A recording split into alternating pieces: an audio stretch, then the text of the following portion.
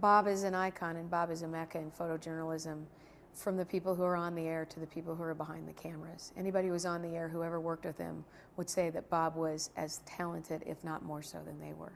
And a lot of them would give him credit for the pictures they got and the stories they got to tell, because Bob was in that mode, in that place, getting the pictures, getting the sound, getting to know the people. Yeah, that's right.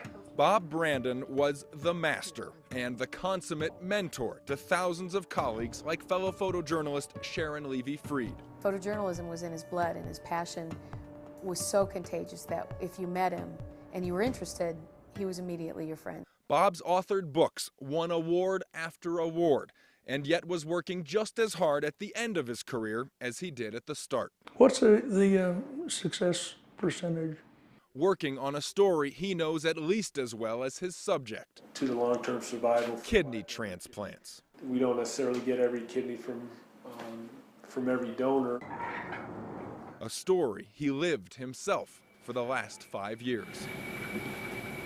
In simple terms, I suffered a kidney failure, which is known as end-stage renal disease. End stage means they're gone. They're not going to come back. In 2005, Brandon was left for dead after an ulcer caused a nasty fall and a broken hip.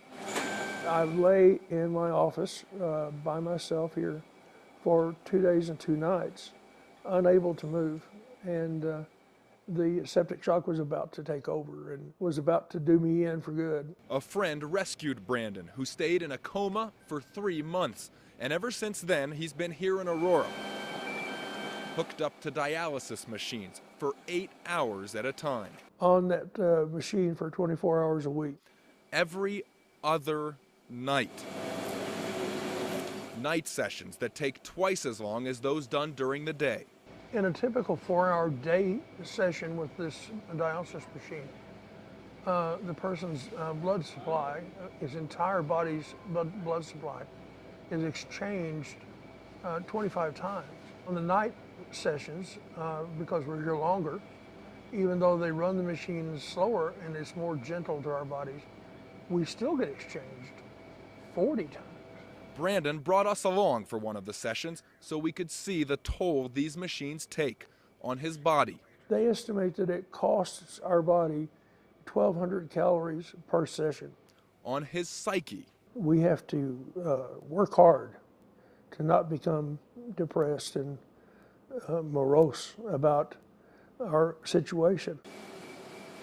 In showing himself at his weakest, Brandon was showing us strength.